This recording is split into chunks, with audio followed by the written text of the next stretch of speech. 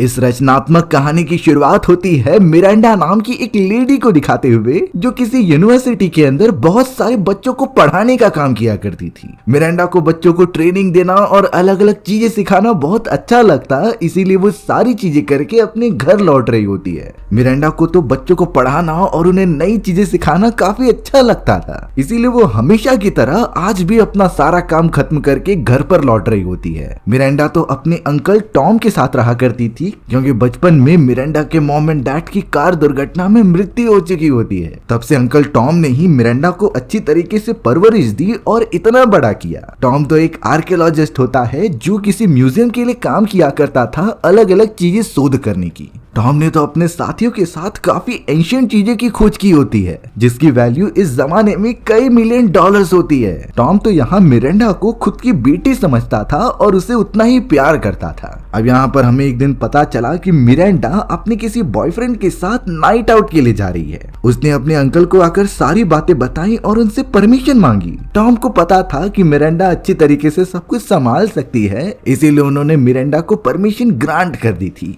Miranda कहती है कि मैं सुबह तक जल्दी आ जाऊंगी। मिरांडा के जाने के बाद टॉम कुछ सोचने लगा, लेकिन वो फिर किसी काम में बिजी हो जाता है। अब हमें अगले दिन एक पार्क के अंदर कोई आदमी दिखाया जाता है जो कि वॉकिंग कर रहा था, लेकिन तभी उसकी नजर एक लेडी के ऊपर गई जो कोई और नहीं बल्कि मिरांडा होती है। मिरांडा ने तो कपड़े ही नहीं पहने थे और उसकी हालत बहुत खराब थी। उस अनजान आदमी ने तुरंत ही मदद के लिए एम्बुलेंस वालों को कॉल किया जो जल्द से जल्द मिरांडा को हॉस्पिटल लेकर जाते हैं। स्ट्रेचर पर लेटी हुई मिरांडा को धीरे धीरे होश आने लगा था, इसीलिए अब सारे डॉक्टर्स उससे पूछ रहे होते हैं कि तुम्हारा नाम क्या है और तुम किसे पहचानती हो। मिरांडा ने अपना नाम और अपने रिलेटिव्स के बारे में बताया। वहीं दूसरी तरफ अंकल टॉम जब मिरांडा के कमरे में जाते हैं तो उन्हें वो वहाँ पर नहीं दिखाई दी थी। इस वजह से वो बहुत ही ज्यादा परेशान हो गए। थोड़ी ही देर में टॉम को कॉल आता है हॉस्पिटल की तरफ से जो बता रहे थे कि मिरांडा नाम की लड़की बहुत बुरी हालत में है, तो आप जल्द से जल्द यहाँ पर आ जाइए। वहीं हॉस्पिटल के अंदर हमें मिरांडा को दिखाया जाता है जिसकी बॉडी पर अजीब तरीके के निशान आने लगे थे।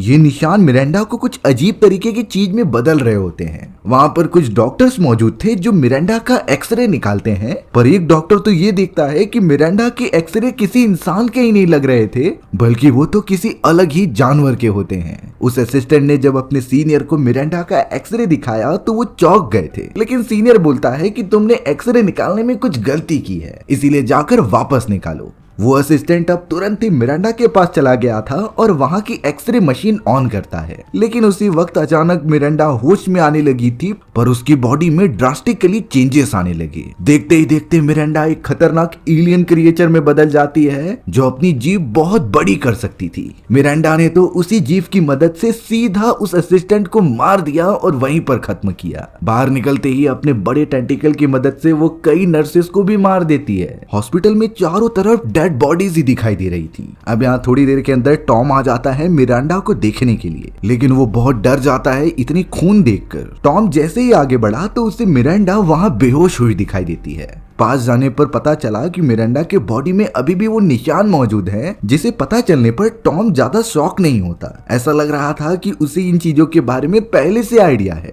उसने मिरांडा को उठाया और एक अजीब तरीके का इंजेक्शन लगा दिया। ये इंजेक्शन लगाते ही मिरांडा के बॉडी में जो चेंजेस हो रहे थे वो बदलने लगे। मिरांडा के नॉर्मल होने के बाद टॉम तुरंत ही उसे अपनी कार में दूसरी तरफ लेकर चला गया। मिरांडा जब अपने अंकल टॉम के साथ कार में बैठकर जा रही थी तभी उसे होश आ जाता है। वो तो टॉम से पूछने लगी कि हॉस्पिटल में जितने भी लोग मारे गए वो मेरे वजह से हुए हैं कि नहीं। टॉम तो उसके सवाल का पूरा जवाब नहीं देता और सिंपली उसे चलने के लिए कहता है। यहाँ मिरांडा का सर फटा जा रहा था क्योंकि उसे सच्चाई पता नहीं चलती और जरूर कुछ उसके बॉडी में अलग है। थोड़ी देर में ही टॉम मिरांडा को एक सुनसान जगह पर लेके जाकर सच्चाई बताता है। टॉम ने सिंपली कहा कि तुम इंसान हो ही नहीं, तुम्हें तो मैंने और मेरे एक स्टूडेंट फॉक्स ने एलियन डीएनए की मदद से लेबोरेटरी में बनाया था। मिरांडा के दिमाग में कई सारे सवाल आ रहे थे और वो तो ये पूछती है कि मैं तो आपके सिस्टर की बेटी हूँ। टॉम ने तो बोल दिया था कि मेरी कोई सिस्टर ही नहीं है और तुम्हारे तो कोई भी मॉम एंड डैड नहीं थे। टॉम ने अपने एक होनहार स्टूडेंट फॉक्स का नाम बताया जो कि उसके साथ ही पहले काम किया करता था गवर्नमेंट एजेंसीज के लिए। गवर्नमेंट ने हमें एक सीक्रेट एक्सपेरिमेंट करने के लिए बुलाया जिसमें उन्होंने हमें एलियन डीएनए दिया होता है। तो टॉम और फॉक्स ने मिलकर उस एलियन डीएनए को इंसानी डीएनए से मिलाकर देखा, जिससे कि उन्होंने बहुत ज्यादा मेहनत के बाद मिरांडा को क्रिएट किया होता है।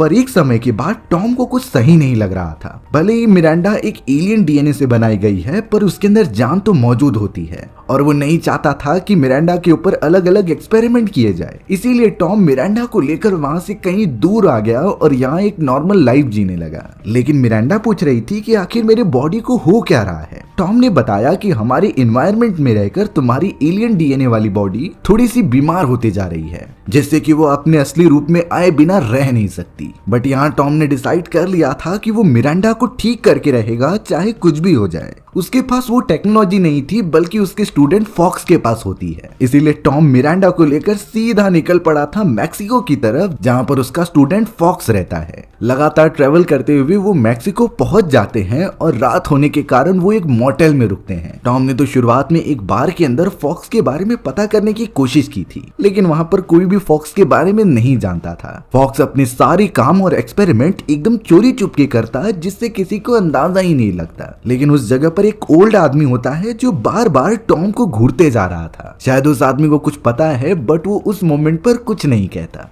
अब सुबह होने के बाद टॉम मिरांडा को एक सिरिंज प्रोवाइड करता है, जिसमें कि वो दवाई थी। जब मिरांडा बीमार पड़ने लगे तो उसे वो इंजेक्शन अपने बॉडी में इंसर्ट करना है। अगर वो ऐसा नहीं करेगी तो कमजोर होकर एलियन में कन्वर्ट हो जाएगी और आसपास के सभी लोगों को मारने लगेगी। मिरांडा इस बात को अच्छी तरीके से समझ जाती है, जिसके बाद टॉम वहां से निकल गया था। वो हर एक जगह पर घूमकर फॉक्स के बारे में किसी भी हालत में पता लगाने की कोशिश करता है, बट अफसोस अभी तक उसे कोई रिजल्ट नहीं मिला होता। टॉम जब एक पब्लिक एरिया में पहुंचता है तो वो कुछ बच्चों से पूछ रहा था, लेकिन थोड़े ही दूर पर हमें एक नन दिखाई देती है। उस नन की आंखें एकदम अजीब लग रही थी, जैसे कि वो कोई इंसान है ही नहीं। फिर जाकर हमें पता चलता है कि वो मिरांडा की तरह एलियन है, जो शायद अब सीधा जाकर टॉम पर हमला करना चाहती थी।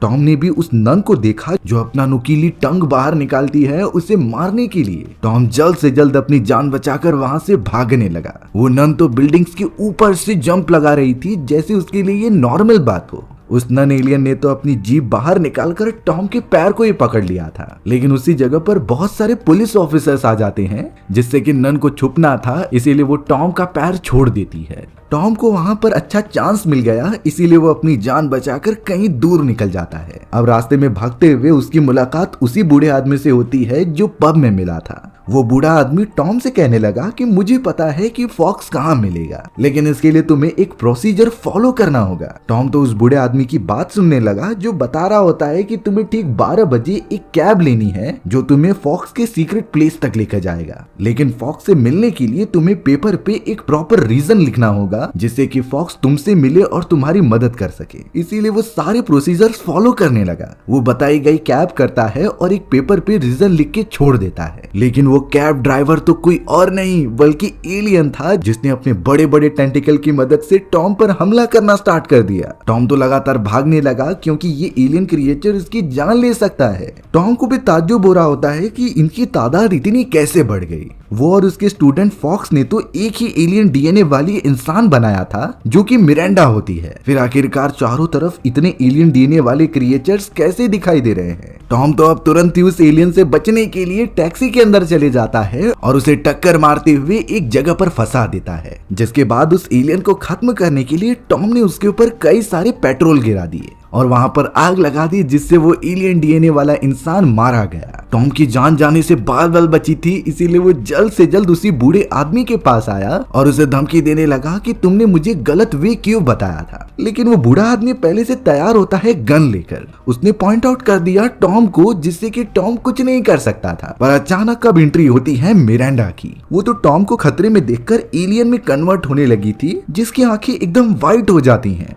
बूढ़ा आदमी इसे देखकर इतना डर गया कि उसने तुरंत ही फॉक्स का पता बता दिया था, एकदम करेक्ट वाला। अब टॉम और मिरांडा को फॉक्स की लोकेशन का पता होता है, जिसे लगातार फॉलो करते हुए वो उस कारखाने के अंदर पहुंच जाते हैं, जहां शायद उन्हें फॉक्स मिल सकता है। मिरांडा को कुछ महसूस होने लगा और वो टॉम को बताती है कि शायद फॉक्स यहीं पर है। मिरांडा एक दरवाजे के पास चली गई और बता रही होती है कि फॉक्स इस दीवार के पीछे है और पता नहीं क्यों वो बहुत ज्यादा उछल कूद कर रहा है। मिरांडा ने तुरंत ही वहां के लॉक को टच किया, जिससे उसे पासवर्ड के बारे में पता चल जाता है। वो तो तुरंत ही अब टॉम के साथ अंदर चली गई। हमें दिखाया गया कि फॉक्स एक लेडी के साथ साथ बेड पर मजे कर रहा था। टॉम ने जब उसे बुलाया तो फॉक्स भागता हुआ चला आता है। वो दूसरी लेडी और कोई नहीं बल्कि वही नन थी जिसने इससे पहले टॉम के ऊपर हमला किया था। उस लेडी का नाम सारा होता है, जिसके बारे में फॉक्स ये कह रहा था कि मैंने ही एलियन डीएनए को कंबाइन करके इसे बनाया है और ये मेरी गर्लफ्रेंड है, तो मैं जो चाहूँ इससे करवा सकता हूँ। टॉम को ये चीजें गलत लग रही थी क्योंकि अपने फायदे के लिए एलियन डीएनए यूज करना खतरनाक हो सकता था।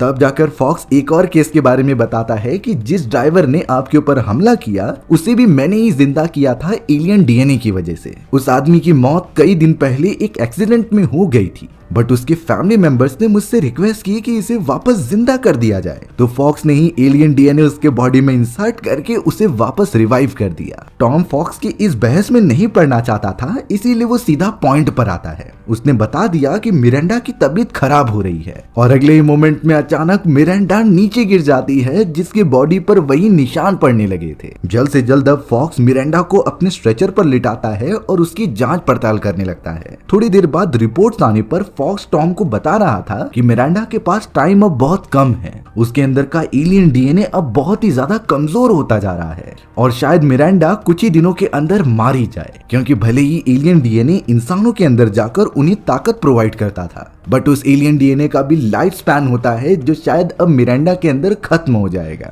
ये बातें सुनने के बाद टॉम तो पूरी तरीके से टूट चुका था। उसने भले ही मिरांडा को एक लेबोरेटरी में बनाया है, पर उसका तो टॉम के साथ एक अटैचमेंट हो चुका है। टॉम तो मिरांडा को अपने से दूर कभी नहीं होने देना चाहता था, बट अब शायद उनके पास कोई ऑप्शन नहीं होता। होश में आने पर मिरांडा को भी ये बातें पता चल चुकी थी। वो तो अपने आखिरी मोमेंट टॉम के साथ बिताने के लिए चर्च में चली गई। दोनों बैठकर प्रे करने लग जाते हैं। मिरांडा तो अब टॉम से कह रही थी कि मैं वापस से सिटी में जाना चाहती हूँ और पुलिस वालों को सरेंडर करना चाहती हूँ, क्योंकि हॉस्पिटल में जाने अनजाने में मैंने कई सारे लोगों को जान से मार दिया था। इसीलिए मिरांडा खुद को दोषी मानती थी और पुलिस वालों के हवाले करना चाहती थी। यहाँ से हमें क्लियर इंटेंशंस पता चलते हैं मिरांडा के, जो एक एलियन होने के बावजूद भी उसमें इंसानियत जिंदा है। टॉम ने तो ये बातें सुनने के बाद सीधा मिरांडा को गले ही लगा लिया। अब यहाँ थोड़ी ही देर के अंदर मिरांडा और टॉम के पास फॉक्स आ जाता है। फॉक्स उन्हें कुछ इंपॉर्टेंट बात बताना चाहता था, इसीलिए अपने साथ लेकर चला गया। वो सभी तो फॉक्स की लेबोरेटरी में आ जाते हैं और यहाँ फॉक्स उन्हें एक सच्चाई बताता है। वो टॉम को बताने लगा कि अगर मिरांडा को हमें बचाना है तो उसका एक रास्ता हो सकता है। इसके लिए हमें किसी इंसान को मारना होगा और उसके बॉडी के सारे सेल्स ट्रांसफर करने होंगे मिरांडा की बॉडी में, जिससे मिरांडा के अंदर का एलियन डीएनए अच्छी तरीके से डेवलप हो पाए। लेकिन ये बात सुनते ही मिरांडा और टॉम एकदम से मना कर देते हैं, क्योंकि वो किसी की भी जान नहीं ले सकते एक दूसरे की जान बचाने के लिए। लेकिन फॉक्स सिंपल बात कहता है कि शहर में कई सारे क्रिमिनल्स घूम रहे हैं, अगर उनमें से किसी एक को मार भी दिया जाए तो समाज का ही भला होगा और उसकी मदद से मिरांडा की जान बच सकती है। बट मिरांडा और टॉम इस बात पर अभी भी एग्री नहीं कर रहे होते। लेकिन अब उसी रात मिरांडा के बॉडी में कुछ चेंजेस होने लगे, जिसकी वजह से वो बेहोश हो जाती है। वो और ज्यादा बीमार होती जा रही थी, जैसे लगता है कि उसके अंत का समय नजदीक आ चुका है। टॉम और फॉक्स तो तुरंत ही पकड़कर मिरांडा को लेबोरेटरी में लाते हैं उसका इलाज करने के लिए। फॉक्स ने टॉम को कह दिया कि तुम किसी इंसान को लेकर आओ जिससे कि मैं मिरांडा के सेल्स बदल सकूं। टॉम यहाँ पर मजबूर था, इसीलिए वो तुरंत ही निकल पड़ा नाइट क्लब के अंदर जहां उसे कोई मिल जाए। तभी अचानक टॉम की नजर एक प्रोस्टिट्यूट पर जाती है। वो प्रोस्टिट्यूट भी समझ गई थी, क्योंकि टॉम उसे ही घूरा जा रहा था। प्रोस्टिट्यूट तो टॉम को लेकर सीधा बैकयार्ड में आ जाती है और उससे क्लोज आने की कोशिश करती है। टॉम का भले ही थोड़ा सा मन कर रहा था, लेकिन ये समय क्लोजनेस बनाने का नहीं है, बल्कि उसे तो मिरांडा की जान बचानी थी। टॉम तो उस लेडी को गुमराह करने की कोशिश करता है कि मेरे पास इससे भी अच्छी जगह है ये चीज करने के लिए, बट शायद वो लेडी इन सारी चीजों में पहले से माहिर थी। उसने तो तुरंत ही गन निकाली और टॉम के सारे पैसे छीनने लगी। वो हर एक लोगों के साथ ऐसा ही करती थी जो उसके करीब आने की कोशिश करता। लेकिन अच्छी बात होती है कि उस जगह पर जारा आ गई। जारा ने तो पंच मारकर उस लेडी को वहीं बेहोश कर दिया। बाद में पता चला कि फॉक्स ने ही जानबूझकर जारा को यहाँ पर भेजा होता है ताकि वो टॉम की मदद कर सके। अब वो दोनों उसी प्रोस्टिट्यूट को उठाकर लेबोरेटरी की तरफ लेकर आने लगे। फॉक्स को ये चीजें गलत लग रही थी, लेकिन फिलहाल उसे मिरांडा दिख रही होती है कि उसे उसकी जान बचानी है। लेबोरेटरी में हमें दिखाया गया कि मिरांडा की हालत पहले से खराब हो चुकी है, बट अब उनके सामने एक दूसरा इंसान था जिसके डीएनए और सेल्स मिरांडा से वो इंटरचेंज कर सकते थे। फॉक्स ने अपना पूरा सेटअप क्रिएट कर लिया था, जिसमें वो अलग अलग तरीके के चैम्बर बनाता है। ये चैम्बर भी इंसानी डीएनए से बने थे। एक चैम्बर में वो प्रोस्टिट्यूट को रख देता है तो दूसरे में मिरांडा को। और अब फॉक्स ने अपना पूरा प्रोसेस स्टार्ट कर दिया जिसके अंदर वो डीएनए को इंटरचेंज कर देगा, पर इसकी गारंटी नहीं दी जा सकती कि मिरांडा सही सलामत रहेगी। कई घंटे बाद आखिरकार ये मिशन सक्सेसफुल होता है। मिरांडा तो अब एकदम अच्छी तरीके से उस चैम्बर को तोड़ते हुए बाहर आ जाती है। टॉम यहाँ पर मिरांडा को पकड़ने के लिए गया, पर यहाँ पता चला कि मिरांडा टॉम को पहचान ही नहीं पा रही है और वो उसके ऊपर हमला कर रही थी। ऐसा अजीब तरीके का बिहेवियर टॉम ने पहली बार देखा होता है। लग रहा था कि मिरांडा का अपनी बॉडी पर कोई कंट्रोल ही नहीं। कुछ ही देर के अंदर मिरांडा वापस से बेहोश हो गई, जिसे कि ट्रीटमेंट के लिए रख दिया जाता है। टॉम तो यहाँ मिरांडा को लेकर काफी सीरियस था कि उसे क्या हो गया है। जब से मिरांडा को होश आया है वो अजीब तरीके से बिहेव करती और लोगों को घूर कर देखती। मिरांडा का पूरा बिहेवियर उस प्रोस्टिट्यूट जैसा हो गया था क्योंकि उसके ही डीएनए और सेल्स मिरांडा में ट्रांसफर हुए थे, यानी कि उसका बिहेवियर भी मिरांडा में ट्रांसफर हो चुका है। मिरांडा तो अब सीधा जाकर अपने अंकल टॉम को ही सेड्यूस करने लग जाती है और उसके क्लोज आती है, लेकिन टॉम मिरांडा को अपनी बेटी मानते थे इसीलिए वो उसे दूर कर देते हैं। मिरांडा बहुत ज्यादा गुस्सा हो गई, इसीलिए वो अपने कपड़े पहनकर बाहर की तरफ निकल जाती है। टॉम उसे रोक नहीं पाता क्योंकि ये एलियन थी और अगर मिरांडा चाहे तो टॉम को भी मार सकती है। मिरांडा अब वहां से सीधा ट्रेवल करते हुए एक आदमी के पास पहुंची और उसके क्लोज आने की बात करने लगी। वो तो उसके साथ डायरेक्टली जाकर फ्लर्टिंग करती है, पर हमें बाद में पता चला कि ये आदमी भी एलियन डीएनए से बना है, जो कि हाफ इंसान और हाफ एलियन था। जरूर फॉक्स ने ही इसे ऐसा बनाया होगा किसी रीजन के कारण। मिरांडा को जैसे ही इसकी भनक लगती है तभी वो अपने बॉडी में से टेंटिकल निकालकर तुरंत ही उस आदमी को मार देती है, क्योंकि वो एलियन के साथ संबंध नहीं बना सकती और वो हर एक एलियन को अपना दुश्मन ही मानती थी। एक समय पर तो हमें उन दोनों का असली रूप दिखाया गया जो खतरनाक एलियंस में थे, जो खतरनाक एलियंस का होता है। बट अफसोस वोमेन हमेशा जीतती ही है। वो आदमी तो बेचारा मारा गया। टॉम यहाँ लेबोरेटरी में बैठा था, तभी फॉक्स उसके पास आकर पूछता है कि मिरांडा कहाँ पर चली गई है। टॉम ने बताया कि उसका बिहेवियर बहुत अजीब था और वो सीधा गुस्से में यहाँ से कहीं दूर चली गई। फॉक्स तो टॉम को अब एक सीरियस कंडीशन के बारे में बताता है कि मिरांडा के अंदर जो डीएनए सेल्स मौजूद थे वो अब उस प्रोस्टिट्यूट के हैं, यानी कि कुछ बिहेवियर उसका मिरांडा में ट्रांसफर हुआ है और अगर हमने मिरांडा को नहीं रोका तो वो इंसानों के साथ संबंध बना के अपने जैसे और भी एलियंस पैदा करेगी। पर टॉम कह रहा था कि ऐसा नहीं हो सकता, मैंने बचपन में ही उसके रिप्रोडक्टिव ऑर्गन्स निकाल लिए थे। लेकिन यहाँ पर चीजें बदल चुकी थी। फॉक्स कहता है कि रीजनरेशन टेक्नोलॉजी का यूज करने के कारण जो सेल्स मैंने उसके बॉडी में ट्रांसफर किए हैं उससे वो रिप्रोडक्टिव ऑर्गन्स वापस से जनरेट हो चुके हैं, यानी कि मिरांडा के पास वो पूरी एबिलिटी है कि वो अपने जैसे कई एलियंस को पैदा कर सकती है और वो इसी सिलसिले में बाहर गई होगी। फॉक्स और टॉम को तो मिरांडा को जल्द से जल्द रोकना होगा ताकि एलियंस की तादाद बढ़ती ना जाए। टॉम बहुत ही ज्यादा परेशानी में था, इसीलिए वो प्रे करने के लिए चर्च में चला जाता है जहाँ उसकी मुलाकात एक फादर से हो रही थी। वो फादर टॉम को सारे रिचुअल बताता है कि वो अपने दिमाग को शांत कैसे करेगा, लेकिन वहाँ पर अचानक ज़ारा की एंट्री होती है और उसने तुरंत ही फादर पर हमला करके उन्हें जान से मार दिया था। अब ऐसा ज़ारा ने क्यों किया, इसके पीछे एक बहुत ही डार्क रीजन है, पर अब अचानक वो टॉम पर भी हमला करके उसे मारने की कोशिश करने लगी। टॉम समझ चुका था, इसीलिए वो बड़ी चालाकी दिखाता है और एक बहुत ही बड़े स्ट्रक्चर को ज़ारा के ऊपर गिराने में कामयाब हो जाता है। ज़ारा उसी के नीचे दब चुकी थी। टॉम को लगा कि ज़ारा मर चुकी है, इसीलिए वो वहां से मिरांडा को ढूंढने निकल पड़ा। वहीं मिरांडा एक नाइट क्लब में पहुंचती है और वहां पर गा रही एक सिंगर को बेहोश करके उसके सारे कपड़े पहन लेती है। मिरांडा स्टेज पर खड़ी होकर बहुत सारे मूव्स कर रही थी, जिसे देखकर एक आदमी उसकी तरफ अट्रैक्ट होने लगा। उस आदमी ने गलती ये कर दी कि वो मिरांडा को अलग अलग जगहों पर टच करने लगा, जिससे मिरांडा को गुस्सा आ जाता है। उसने अब तुरंत ही अपनी बड़ी सी जीभ निकाली और उस आदमी के कान के अंदर घुसा दिया, जिससे कि वो अनजान आदमी वहीं पर मारा जाता है। इस पूरे हादसे को देखकर अंदर मौजूद जितने भी लोग थे वो बाहर भागने लगे। थोड़ी देर के अंदर ही वहां पर फॉक्स भी पहुंच जाता है, जिसके अंदर जाते ही मिरांडा आउट ऑफ कंट्रोल हो गई और वो अपने कपड़े निकालने लगी, यानी कि वो अब सीधा फॉक्स के साथ इंटीमेट होने के लिए आगे बढ़ती है। उसने अपना काम तो कर दिया, लेकिन अब सारे सीड्स अपने बॉडी में लेने के बाद वो फॉक्स को मार देती है। ऐसा same to same animal kingdom में होता है कि अगर फीमेल ज्यादा ताकतवर है तो इंटीमेशन के बाद वो मेल को मार देती है। थोड़ी देर बाद जब वहां टॉम पहुंचा तो उसे फॉक्स की डेड बॉडी दिखाई दे रही थी। फॉक्स का मेन पार्ट तो अभी भी वैसे का वैसा ही था, लेकिन अब टॉम की नजर मिरांडा पर जाती है, जिसकी हालत पहले से खराब हो चुकी थी,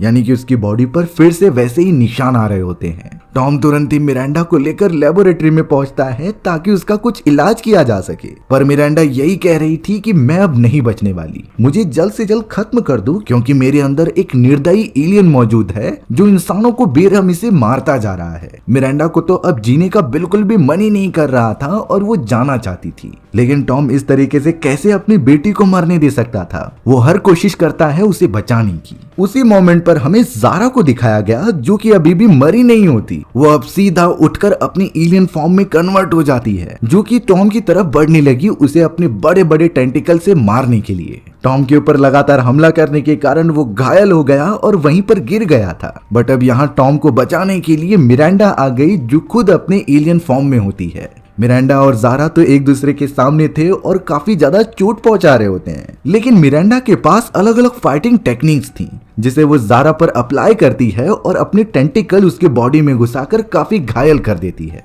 इन सारी चीजों के बाद मिरांडा पता नहीं क्यों टॉम की तरफ बढ़ने लगी, यानी कि वो एलियन रूप मिरांडा के ऊपर हावी होता जा रहा है। टॉम एकदम निहत्था था और वो कुछ भी नहीं कर पाता। बट जैसे ही मिरांडा आगे बढ़ी तो पीछे से ज़ारा उठ जाती है जो मरी नहीं होती और उसने अपने सारे टेंटिकल मिरांडा की बॉडी में घुसा दिए और उसे खत्म कर दिया। मिरांडा खत्म हो गई, लेकिन टॉम को पता था कि ज़ारा उसे मार कर रहेगी, इसीलिए वो उस मोमेंट का फायदा उठाता है और पास ही में पड़ी हुई एक गन उठाकर सीधा फायर करता है ज़ारा के ऊपर। वो सारी गोलियां ज़ारा के बॉडी से आर पार हो जाती हैं जिससे ज़ारा वहीं पर मर गई। वो अपनी एलियन फॉर्म से ह्यूमन फॉर्म में कन्वर्ट होकर नीचे गिर जाती है, यानी कि टॉम की जान बच गई, लेकिन वो अपनी बेटी जैसी लड़की मिरांडा को नहीं बचा पाया। टॉम ने तो जाते जाते उस पूरे कारखाने को आग लगा दी थी कि एलियन डीएनए एक भी ना बचे और आगे चलकर इसके ऊपर कोई एक्सपेरिमेंट ना कर पाए। पूरा का पूरा कारखाना तबाह हो गया था और टॉम वहां से निकल जाता है। हमारी भी कहानी इसी तरीके से यहीं खत्म हो गई। सो व्यूअर्स, आपको ये स्टोरी कैसी लगी कमेंट सेक्शन में बताना भूलना मत। और अगर आपको मेरा एक्सप्लेनेशन 1% भी अच्छा लगा होगा ना तो वीडियो को लाइक एंड चैनल को सब्सक्राइब जरूर कर देना।